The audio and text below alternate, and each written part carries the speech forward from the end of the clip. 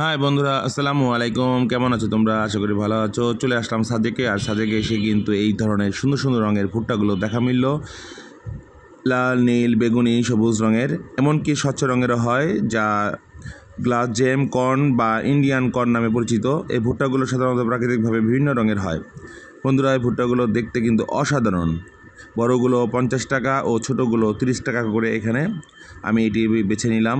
খুব সুন্দর লাগছে আমার এই রঙটি। বন্ধুরা, তোমরা দেখতে পাচ্ছ বিভিন্ন রঙের মেলা এই ভুট্টাগুলোর মাঝে।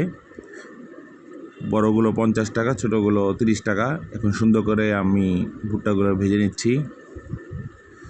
এখানে আগুনগুলো এত সুন্দরভাবে দেওয়া হয়, চুলার আগুনগুলো দেখলেই মনটি জুড়িয়ে যায় এবং খেতে ইচ্ছা করে।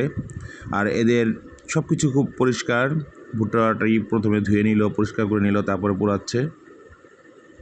দেখতে পাচ্ছ খুব সুন্দর করে পুড়িয়ে আমাকে আবার এগুলো চেঁচে দিচ্ছে।